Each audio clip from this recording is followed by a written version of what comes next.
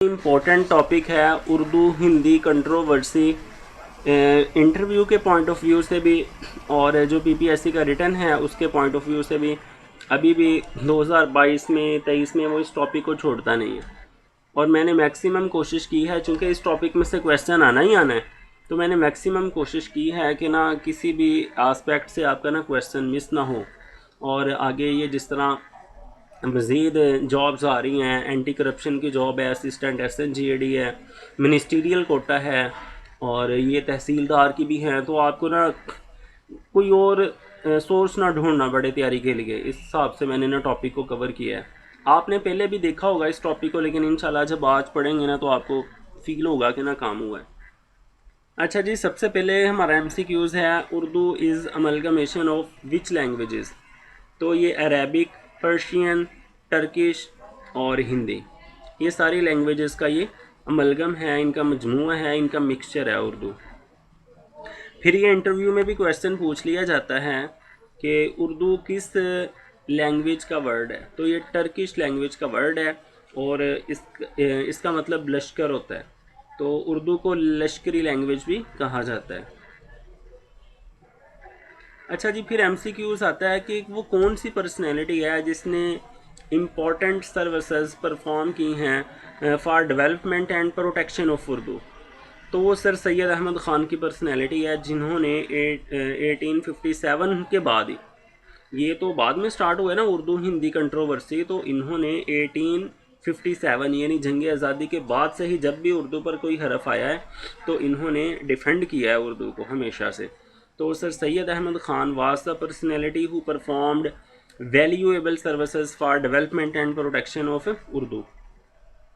फिर MCQs आता है Urdu was introduced as an official language in subcontinent by British government in 1832।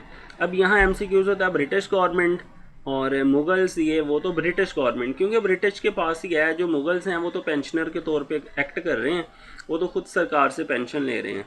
तो British की पॉलिसी चल रही है। आपको उस दिन पढ़ाया था लॉर्ड मैकले का नज़रिया 1835 वाला भी और 1800 बाद के वाला भी। तो ब्रिटिश ही हैं जो पॉलिसी डिवाइस कर रहे हैं, एजुकेशनल अदर एडमिनिस्ट्रेटिव सारी पॉलिसीज़ ब्रिटिश ही बना रहे हैं। अच्छा जी, इन 1857 sir Syed demanded from the government that अ दारुल तर्जमा B established so that the authentic works could be translated into Urdu for the benefit of the students। ये देखो 1857 में ही सर सैयद डिमांड कर रहे थे, जंग आज़ादी शुरू होने से पहले ही उनसे डिमांड कर रहे थे कि जनाब आप एक इधर दारू तर्जमा बनवा दें, ताकि जो साइंस का वर्क है, जो आपकी लैंग्वेज का भी वर्क है, उसको हम उर्दू में ट्रांसलेट कर दें, ताकि जो हमारे स्टूडेंट्स हैं, चूँकि वो उर्दू को लाइक करते हैं, तो वो भी फ़ायदा हासिल कर सकें। तो ये देखो 57 से बाबा सर सैयद स्टार्ट है इस काम में। फिर सर सैयद ने, आपको पता है, जो साइंटिफिक सोसाइटी बनाई है 1864 में, वो गाज़ीपुर में बनाई थी और फिर अलीगढ़ में शिफ्ट कर ली थी साल 2 साल बाद, जब आप खुद अलीगढ़ चले गए हैं। तो ये भी for the protection of Urdu ही थी। इसमें भी यही काम होता था ना कि जो साइंटिफिक वर्क था उसको उर्दू में भी और इंग्लिश में भी ट्रांसलेशन कर दी जाती थी for the benefit of the Muslim students. अच्छा जी, sir Syed was the first person who decided to adopt measures for the protection of Urdu. सबसे पहला बंदा जिसने उर्दू की प्रोटेक्शन के लिए मेयर्स ली हैं, ये देखें 1857 से ही लेनी शुरू कर दी हैं कि दारू तर्जमा बनवा दें जी। अब इसका पर्पस क्या है भला? दारू तर्जमा बनेगा, बुक्स उर्दू में ट्रांसलेशन होंगी। जब ट्रांसलेशन उर्दू में हो रही है तो उर्दू ज़िंदा रहेगी। अगर बुक्स ही उर्दू में नहीं है तो उर्दू कैसे ज़िंदा रहेगी? आगे जाके अंग्रेज़ों ने कहना है उर्दू में तो कोई बुक ही नहीं है, सारा जो साइंटिफिक नॉलेज है वो तो इंग्लिश में है या अदर लैंग्वेजेस में है। तो अब उर्दू का इस तरह ये नहीं कि बुक्स बनती जाएंगी ना, तो जब बुक्स हैं तो फिर पढ़ाई भी जाएंगे और पढ़ी भी जाएंगे। तो उर्दू के लिए शुरू से ही सर सैयद ने काम शुरू किया हुआ है। अच्छा जी, फिर ये प्रॉब्लम क्या बना? प्रॉब्लम ये बना, आपको पता है हिंदू एक्सट्रीमिस्ट हैं और वो, हमने इससे पहले तहरीकें देखी, वो शुद्धि की तहरीक चला रहे हैं, आर्या समाज बना लिया उन्होंने, और वो कहते हैं कि Hindustan only for Hindus, Hindustan सिर्फ हिंदुओं के लिए है, यहाँ तो बाकी भी हिंदूइज़म में कन्वर्ट हो जाएं या हिंदुस्तान छोड़ दें, तो इधर हमने ना मुसलमानों की नहीं चलने देनी, स्पेशली वो मुस्लिम्स के ख़िलाफ़ हैं, क्योंकि क्रिश्चियंस के ख़िलाफ़ तो ज़ोर नहीं ना चल सकता। जो अंग्रेज़ हैं जिनकी हुकूमत है वो क्रिश्चियंस हैं, तो उनके ख़िलाफ़ ज़ोर नहीं चल सकता, तो वो मुसलमानों के ख़िलाफ़ ज़ोर चलाते हैं। तो सम प्रोमिनेंट हिंदू लीडर्स, इनके नीचे मैंने नाम लिखे हैं जो ज़्यादा आगे आगे थे। Organised an agitation against the use of Urdu as official language and demanded that Hindi written in Devanagari. अच्छा, असल में ना स्क्रिप्ट का इशू था, वरना जो हिंदी है हम देखते हैं वो भी उर्दू के करीब करीब है, लिखने का इशू था। ये जो देवनागरी स्क्रिप्ट है ना, ये लालू जी लाल है, इसकी तख्लीक है। ये फोर्ट विलियम कॉलेज कलकत्ता में जो डॉक्टर जॉन गिलक्रिस्ट थे उनके साथ मिलके इसने ना ये वाला स्क्रिप्ट बनाया था हिंदी, लालू जी लाल। तो इन्होंने कहा कि ये वाला जो स्क्रिप्ट है ना उर्दू जैसा ही है, यानी कि वो वैसे तो हिंदी उर्दू जैसी है। जहन में क्वेश्चन आता है ना, उर्दू हिंदी का इशू क्या है, वो हिंदू भी उर्दू की तरह लिखने का इशू है, ये स्क्रिप्ट का इशू है। जैसे एरियल ब्लैक है, वो वर्ड में जो स्क्रिप्ट दिए हुए हैं उनका इशू है। टाइम्स न्यू रोमन है, तो देवनागरी स्क्रिप्ट कहते हैं इसको ना। हमने नेशनल लैंग्वेज के तौर पर आगे लेकर आना है। हमने ऊपर पढ़ा कि 1832 में इससे पहले उर्दू को नेशनल लैंग्वेज का दर्जा दिया जा चुका है, ऑफिशियल लैंग्वेज का। तो फिर इसका एमसीक्यूज आता है कि कौन सा इंस्टीट्यूट था सबसे पहले जिसने प्रैक्टिकली स्टेप्स लिए उर्दू के ख़िलाफ़, तो है बनारस इंस्टीट्यूट। अब ये कब बना है, एमसीक्यू स्टूडेंट गलत कराते हैं। 67 बनारस इंस्टीट्यूट 1861 में इस्टेब्लिश हुआ है। जो उर्दू हिंदी कंट्रोवर्सी स्टार्ट हुई है वो 67 में स्टार्ट हुई है, ना कि बनारस इंस्टीट्यूट 67 में बना है। जो बनारस इंस्टीट्यूट है वो 1861 में इस्टेब्लिश हो चुका है। तो फर्स्ट प्रैक्टिकल स्टेप है जो उर्दू के अगेंस्ट लिया गया है वो बनारस इंस्टीट्यूट ने लिया है। कब? 1867 में। बनाई 1861 में है। और इसके बाद इन्होंने एक इलाहाबाद इंस्टीट्यूट बनाया, वो भी इसी पर्पज़ के लिए। उसका यही मकसद था कि हमने जो देवनागरी स्क्रिप्ट वाली हिंदी है ना उसको हमने प्रमोट करना है। तो वो जो मैंने ऊपर लिखा ना, प्रोमिनेंट लीडर्स ऑफ हिंदू, ये सम प्रोमिनेंट हिंदू लीडर्स, तो वो कौन है? उनमें ये दो नाम काबिल ज़िक्र हैं, बाबू शिवा प्रसाद और मदन मोहन मालवीय। ये दो मेन बंदे हैं जो उर्दू मुखालफ तहरीक के लिए काबिल ज़िक्र हैं। अच्छा जी, सर सैयद ने सेंट्रल एसोसिएशन भी इलाहाबाद में उर्दू की प्रोटेक्शन के लिए बनाई है। इसका ना मुझे ईयर नहीं मिला और ईयर अभी तक पूछा भी नहीं गया, बस उन्होंने यही पूछा है कि सेंट्रल एसोसिएशन किसने बनाई, तो वो सर सैयद ने बनाई। For the protection of Urdu बनाई गई और इलाहाबाद में बनाई गई। तो अब ये वाला जो एमसीक्यूज़ है कि उर्दू हिंदी कन्फ्लिक्ट स्टार्ट कब हुआ है, तो इसका आंसर 1867 है। जो बनारस इंस्टीट्यूट की इस्टेब्लिशमेंट है उसका आंसर 1861 है। तो आपने इसमें कंफ्यूज नहीं होना। आपने गौर किया होगा कि मैं डेली आपके काफ़ी इस तरह के कॉन्सेप्ट्स क्लियर करवाता हूँ, जिनकी वजह से जब हम पेपर में बैठते हैं 4 ऑप्शंस होते हैं, 2 ऑप्शन बड़ी आसानी से हम साइड पे कर देते हैं, 2 ऑप्शंस में ना हम कंफ्यूज हो जाते हैं। एक तो यह मसला आता है, फिर जब हम घर आ जाते हैं हम देखते हैं कि हमारे ना 70 मार्क्स आ जाने हैं। जब रिज़ल्ट आता है तो 70 की बजाय हमारे 62 या 63 आते हैं। हमारे एक्सपेक्टेड मार्क्स से 7 से 8 नंबर कम आते हैं। वो जो 7 से 8 नंबर वाले स्टूडेंट्स हैं या 5 नंबर वाले हैं ना, उनको ये चीज़ का फ़र्क पता चल रहा होगा डेली बेसिस पर। उनके डेली बेसिस पर ये 2-3 MCQs क्लियर होते होंगे कि वो जो घर आके बंदा कहता है ना बाद में 70 थे तो 62 क्यों आए हैं, वो इस वजह से आते हैं। अब यही MCQs पढ़ते आ रहे हैं, उर्दू हिंदी कंट्रोवर्सी 1867 और बनारस। अब जब वो बनारस का पूछ लेगा, बनारस इंस्टीट्यूट का, तो 67 ही लगाना है कि वही बनाया था जी जनाब, वो बनाया 1861 में है। ये नहीं हमने पढ़ा, डिटेल में नहीं हम गए, तो यहाँ पर इश्यूज़ बनते हैं। अच्छा जी, उसके बाद ये इन्होंने 1867 में जान छोड़ी नहीं है, इसके बाद भी वो हिंदू लगे रहे हैं इस काम में। बंगाल का गवर्नर है उसको प्रेशराइज करके हिंदुओं ने उससे ऑर्डर करवाया है, और उसने ऑर्डर किया है 1871 में। ये भी MCQs आया हुआ है। हु वाज जॉर्ज कैम्बल, वो गवर्नर है बंगाल का, उसने ऑर्डर किया है कि उर्दू को जो सिलेबस की बुक्स है ना इनमें से निकाल दो 1871 में। उर्दू को ना वैसे ही सिलेबस से ख़त्म ही कर दो। जो बुक्स है ना वो हिंदी जो देवनागरी ख़त है और जो इंग्लिश है, इसका सिलेबस बना दो। जो उर्दू है ना उसको वैसे ही ख़त्म कर दो। लेकिन ये है कि इसने ये ऑर्डर दिया, तो एग्जेक्टिव काउंसिल होती थी, ये भी मैं आपको ना पढ़ाऊँगा इंशाल्लाह, आप ना पाक स्टडीज़ याद करेंगे कि पढ़ा था कभी। एग्जेक्टिव काउंसिल होती है वाइस राय की, ये तो गवर्नर है एक सूबे का, ओवरऑल तो वाइस राय है ना जो पूरे इंडिया का है। तो वाइस राय की एग्जेक्टिव होती है, एग्जेक्टिव काउंसिल, उसमें जो मेम्बरान थे ना उन्होंने इस चीज़ को अप्रूव नहीं किया। इसने ये खुद से नहीं ना हुक्म चला सकता, इसने वो जो एग्जेक्टिव काउंसिल होती है वाइस राय की उसको भेजना है, उन्होंने जब मंजूरी देनी है फिर वाइस राय की मंजूरी चाहिए होती है। तो ये है कि मंजूरी नहीं हुई, लेकिन इसने ऑर्डर कर दिया था हिंदूज के प्रेशर में आके। तो इस स्टेप पर भी सर सैयद अहमद ख़ान ने काफ़ी रोल प्ले किया है और उन्होंने इसको ऐसा होने से रोका है। और वो जो एग्जेक्टिव काउंसिल के मेंबर्स थे उनको जाके सारी सूरत हाल बताई है, बाकायदा सर सैयद उनके पास गए हैं एग्जेक्टिव काउंसिल के मेंबर्स के पास, और उन्होंने जाके बताया है कि ये कोई ना एडमिनिस्ट्रेटिव इशू नहीं है, ये प्योरली पॉलिटिकल इशू है।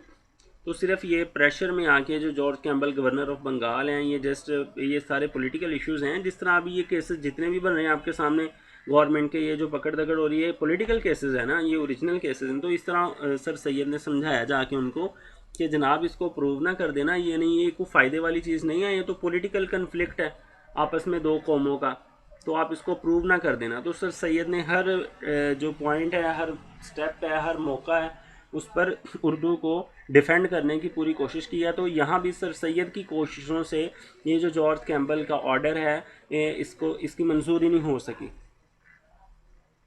फिर उन्होंने 1882 में हंटर एजुकेशन कमीशन बनाया। इसका जो सेंटर था, मरकज़ था, वो पंजाब था और यूपी था, ये भी उर्दू के अगेंस्ट था। तो यहाँ भी सर सैयद ने फुली डिफेंडेड किया है उर्दू को और लोगों को अवेयरनेस दी है कि ये प्योरली हिंदूज़ का मुसलमानों के ख़िलाफ़ दुश्मनी है और उनके दिल का बुग़्ज़ है, और खुल के अब सामने आ रहे हैं कि हिंदुओं के दिल में मुसलमानों के लिए ये है, ऊपर से ये नारे लगाते हैं हिंदू मुस्लिम भाई भाई के, और अंदर से ये इतने मुखालिफ हैं। अच्छा जी, इन फेवर ऑफ उर्दू ये फॉलोइंग न्यूज़पेपर्स हैं या ये छोटे छोटे गज़ट्स हैं, ये आ सकते हैं MCQs में। ये मुसलमानों की तरफ से उर्दू के डिफेंस के लिए ये पब्लिश किए गए। इनमें अल अबसार है एक छोटा सा मैगज़ीन, और बनारस गज़ट है, ये भी मुसलमानों ने जारी किए, ये उर्दू के डिफेंस के लिए हैं, ठीक है। इन फेवर ऑफ उर्दू मैंने लिखा हुआ है। अल अबसार है, बनारस गज़ट है और अलीगढ़ इंस्टीट्यूट गज़ट है। ये तीन इम्पोर्टेंट हैं, ये पेपर के पॉइंट ऑफ व्यू से इनका नाम आ सकता है, ये उर्दू की फेवर वाले हैं। अब बनारस गज़ट है ना, इसको हो सकता है हम उधर बनारस के हिसाब से कहें कि बनारस इंस्टीट्यूट उनका था, तो ये ना उर्दू के फेवर में नहीं होगा, तो ये मुसलमानों की तरफ से है। अच्छा, और हिंदू फिरनी बाज आए 1900 में, उन्होंने यूपी का गवर्नर है एंथोनी मैकडोनल, उससे ऑर्डर्स जारी करवाए हैं कि Hindi should be used as official language. ठीक हो गया। अब आप थोड़ा सा जहन घुमाएं 1898 में, अब जो पहले हमारे बाबा जी हैं सर सैयद अहमद ख़ान, जो काम कर रहे थे उर्दू को डिफेंड करने के लिए, उनकी डेथ हो गई है। अब हिंदुओं ने देखा कि बाबा मर गया है जो उर्दू के लिए ना फ्रंट फुट पे आ जाता था उर्दू को बचाने के लिए, तो 2 साल बाबे को मरे गुजरे हैं, तो इन्होंने अब नया शोशा छोड़ दिया 1900 में। अब कोई भी गवर्नर जिनके साथ उनकी अच्छी बन जाती थी ना, गहरी छनती थी जिनके साथ, यानी दोस्ती बन जाती थी, तो वो उससे फिर अपने इस तरह के काम करवाते थे। तो अब 1900 में क्या हुआ है, 1898 में बाबा जी सर सैयद अहमद ख़ान की डेथ हो गई है। उन्होंने कहा अब बाबा जी चले गए हैं, अब देखते हैं कौन आता है। तो फिर अल्लाह ताला ने तो मुसलमानों की मदद करनी है, और फिर आपको पता है कि नवाब मोहसिन उल मुल्क आ जाते हैं इसके डिफेंस में। नवाब मोहसिन उल मुल्क का असल नाम है जी सैयद मेहदी अली ख़ान, और ये तब सेक्रेटरी हैं उस वक़्त अलीगढ़ कॉलेज के 1900 में। अच्छा, ये जो नवाब मोहसिन उल मुल्क हैं ये काफ़ी पढ़े लिखे शख्स हैं, और ये किसी दौर में अंग्रेज़ों के मंजूर नज़र भी रहे हैं अपने हार्ड वर्क की वजह से, उनकी वफ़ादारी की वजह से नहीं, यानी उनके साथ लॉयल होने की वजह से नहीं, बल्कि अपनी मेहनत, हार्ड वर्किंग, ऑनेस्टी की वजह से वो नवाब मोहसिन मुल्क को पसंद करते हैं। इनका असल नाम है सैयद मेहदी अली ख़ान, ये भी MCQs पेपर में आ चुका है। नवाब मोहसिन मुल्क का असल नाम बताएं, वो सैयद मेहदी अली ख़ान है। ये मोहसिन मुल्क है ना, ये अंग्रेज़ों की तरफ से इनको ख़िताब मिला हुआ है मोहसिन मुल्क का, कि मुल्क पर एहसान है, ये इन्होंने ये जनाब तहसीलदार भर्ती हुए हैं उस दौर में, और तहसीलदार से फिर प्रमोट होते हुए डिप्टी कमिश्नर के ओहदे से रिटायर हुए हैं ये नवाब मोहसिन उल मुल्क, और रिटायर होने के बाद फिर ये सेक्रेटरी बने हैं अलीगढ़ कॉलेज के। ये बातें इंशाल्लाह आपके लिए नहीं होंगी। तो अब इन्होंने क्या किया है, नवाब साहब ने अलीगढ़ जो अलीगढ़ कॉलेज है उसके स्टूडेंट्स को भी यानी कहा है कि आप भी प्रोटेस्ट करें इस चीज़ के ख़िलाफ़। ये जो अभी एंथनी मैकडोनल यूपी गवर्नर ने जो ऑर्डर इशू किया है कि ऑफिशियल लैंग्वेज हिंदी, वो जो देवनागरी स्क्रिप्ट है ना वो वाली होगी। और ख़ुद भी नवाब साहब ने ना एक मीटिंग की है और अजलास किया, उसमें ना गोरे भी आते थे जो इस तरह के सेशंस इनके होते थे एजुकेशनल। तो उस सेशन में भी ना नवाब मोहसिन उल मुल्क ने ना इसके ख़िलाफ़ ना तकरीर की। अब जो ये जो यूपी गवर्नर साहब हैं इनको गुस्सा आ गया कि हम ब्लू ब्लड हैं तो ये अब हमें आंखें दिखाएंगे। तो उसने क्या किया, उसने ना थ्रेट किया सैयद मेहदी अली खान को, नवाब मोहसिन उल मुल्क को ना थ्रेट किया। पहले तो उसने ये किया, थ्रेट ये कहा, उसने कहा कि यहाँ से अलीगढ़ कॉलेज की जो सेक्रेटरीशिप है इससे रिज़ाइन कर दें, या आप ये जो मैंने ऑर्डर जारी किया है ना इसके ख़िलाफ़ एजिटेशन ना करें, यानी तहरीक ना चलाएं, प्रोटेस्ट ना करें। तो नवाब मोहसिन उल मुल्क ने सेक्रेटरीशिप छोड़ दी। उन्होंने कहा कि नहीं, मैंने उर्दू के डिफेंड करना ही करना है, मैं सेक्रेटरीशिप छोड़ता हूँ। ठीक है, ये थी गैरत, ये थी, इस वजह से लोग कामयाब थे। ये अब जो ख़त्म हो गई है, वो अल्लामा इकबाल का है ना शेर,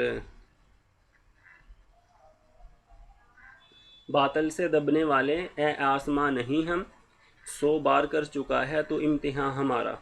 और MCQs ये भी PPSC में आता है कि शायरी में आसमां किस बात की अलामत है, दुश्मनी की अलामत है।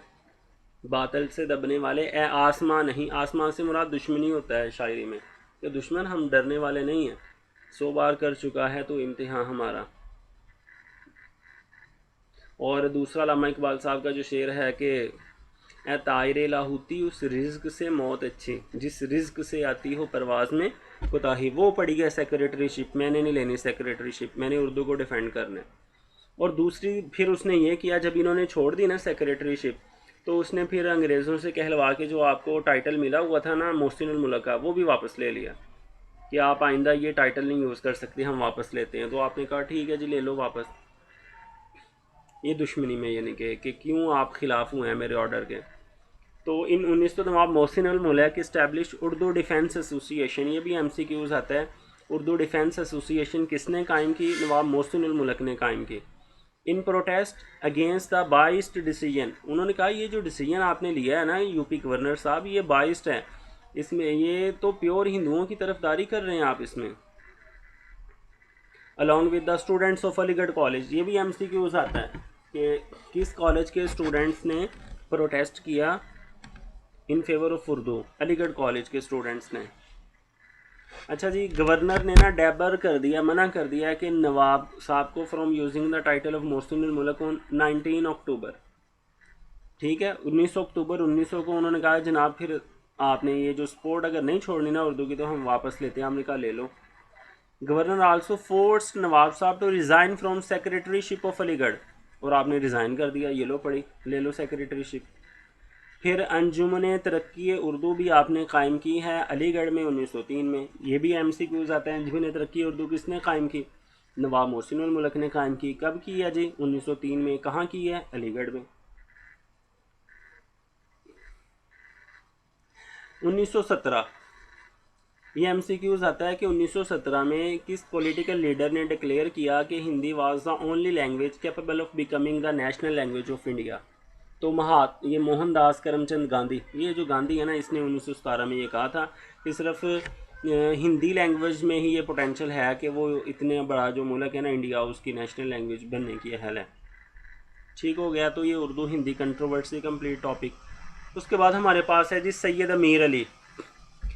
अब ये बहुत इम्पोर्टेंट नाम है, बहुत बड़ा नाम है, और इनके MCQs भी आता है, लेकिन बहुत सारे स्टूडेंट्स इनको प्रिपेयर नहीं करते। मैंने बताया ना, हम इंशाल्लाह वो वाले आपके MCQs इधर क्लियर होंगे जिनको आप ना इग्नोर कर देते हैं।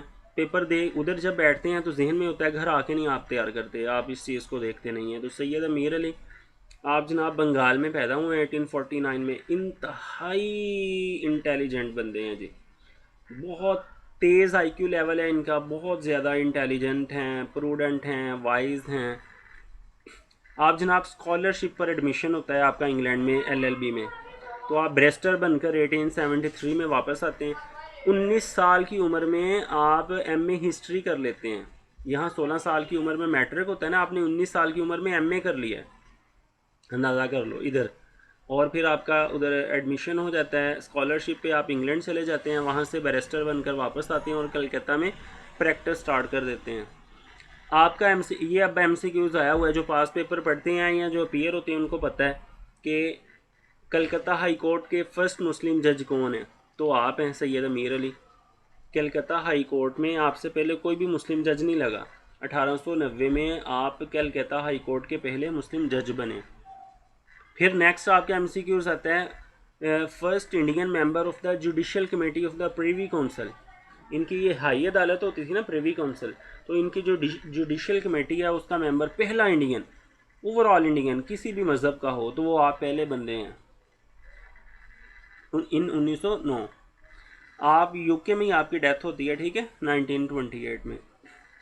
अच्छा जी, फिर देखो हमें पता ही नहीं है मुसलमानों की सबसे पहली सियासी तंजीम जिसका आपने पहले नाम रखा था नेशनल मोहम्मडन एसोसिएशन और फिर चेंज करके रख दिया सेंट्रल मोहम्मडन एसोसिएशन, ये आपने बनाई है। इससे पहले मुसलमानों की कोई पॉलिटिकल ऑर्गेनाइजेशन है ही नहीं।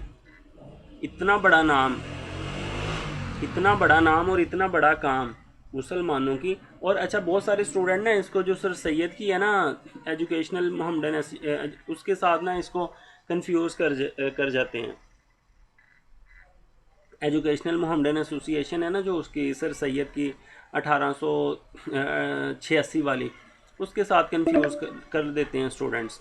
तो जिसमें एजुकेशनल का वर्ड आ जाए वो सर सैयद की है, जिसमें ये आ जाए सेंट्रल या नेशनल मोहम्मडन एसोसिएशन। अच्छा, पहले इसका नाम रखा था नेशनल मोहम्मडन एसोसिएशन, फिर क्या किया आपने ना इसका दायराकार वसी किया। जिस तरह उन्होंने अब बनाई हुई थी ना कांग्रेस के कोई भी शामिल हो सकता है, तो आपने भी कहा कि जो गैर मुस्लिम है ना, नॉन मुस्लिम है, क्योंकि इंडिया या इकट्ठे रह रहे हैं तो वो भी इसमें ना शामिल हो सकते हैं, तो इसलिए आपने ना उनको भी अलाउ कर दिया। तो फिर आपने इसका नाम चेंज करके सेंट्रल रख दिया नेशनल की बजाय, कि नेशनल से ये ज़ाहिर होगा कि सिर्फ मुसलमान ही शामिल हो सकते हैं, तो इसमें नॉन मुस्लिम भी शामिल थे। अच्छा जी, इसकी बुनियाद 1877 में कलकत्ता में आपने रखी है। इसके ऑब्जेक्टिव्स थे टू प्रमोट गुड फीलिंग्स और to promote fellowship between Indian races and creeds, यानी इंडिया जितने भी मज़ाहब रह रहे हैं और जितनी भी नस्लें हैं उन सब के दरमियान प्यार मोहब्बत के, और to protest the interest of Muslim. अच्छा जी, आपकी जो बीवी है लॉर्ड डफरन, हमने पढ़ा है ना लॉर्ड डफरन, उसकी जो सिस्टर इन लॉ है ना इसाबेले, वो आपकी बीवी है। तो आपके बहुत अच्छे रिलेशंस हैं इस वजह से इंग्लैंड वालों के साथ, और फिर आप इंग्लैंड ही चले जाते हैं और आपकी उधर ही फोत होते हैं। इधर से रिटायरमेंट के बाद आप इंडिया उधर इंग्लैंड चले जाते हैं और उधर ही आपकी डेथ होती है बाद में। फिर MCQs आता है, ये कहीं पर 1907 है 1908 है, कि लंदन मुस्लिम लीग जो ब्रांच है ना सैयद अमीर अली ने, कि डायरेक्ट उनके पास अपने जो डिमांड्स हैं हम रखेंगे। एक तो इधर कर रहे हैं ना सारा काम, इंडिया में कर रहे हैं, तो उधर जो इंग्लिश हैं उनके सामने कौन रखेगा काम, जो इधर की डिमांड्स हैं। तो इधर की जो डिमांड्स हैं वो हम उनको बताएंगे सैयद अमीर अली को, और वो अंग्रेज़ों को पेश करेंगे कि जनाब ये हमारी डिमांड्स हैं। तो जो लंदन मुस्लिम लीग ब्रांच है वो आपने सैयद अमीर अली ने कायम किया 1908 में। फिर आपकी बुक्स हैं, इनमें से दो तो बारहा पूछी जा चुकी हैं, जिनमें अ शॉर्ट हिस्ट्री ऑफ सरासन्स है और ये द स्पिरिट ऑफ इस्लाम है, ये तो मैनी टाइम्स पूछी जा चुकी हैं। इसके अलावा एथिक्स ऑफ इस्लाम और legal position of women in Islam, ये भी आपकी इंपॉर्टेंट बुक्स हैं। ये ऊपर वाली दो तो मैनी टाइम्स पूछी जा चुकी हैं। उसके बाद जनाब हमारा छोटा सा टॉपिक है शिमला डेपोटेशन का, ठीक है, शिमला डेपोटेशन का।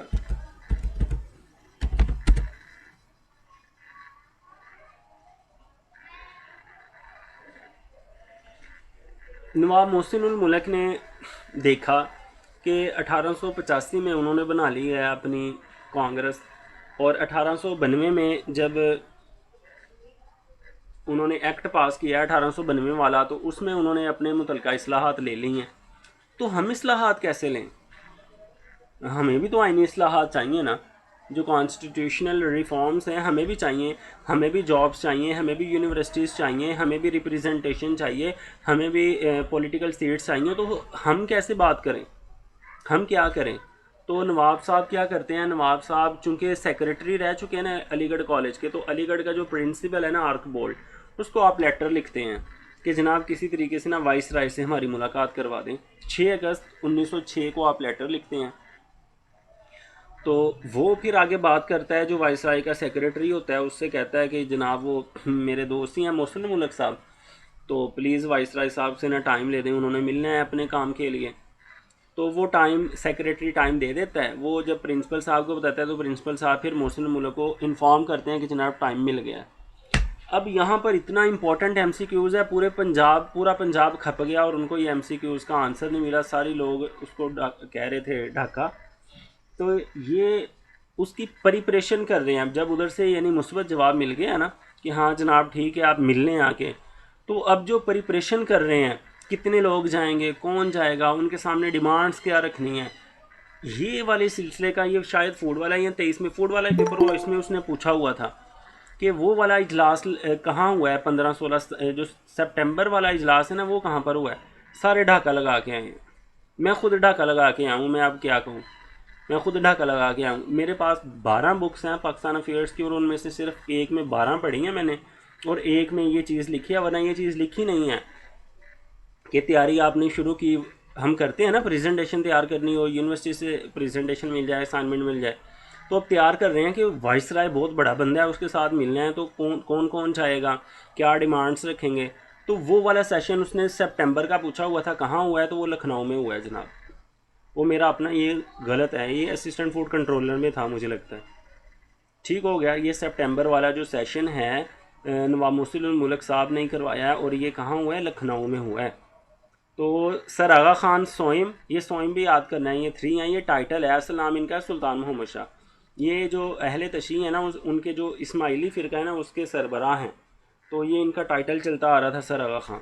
इनकी सरबराही में 35 अफराद पर मुश्तमिल वफ़द 1 अक्टूबर 1906 को वाइस राय से जाकर शिमला में मिलता है।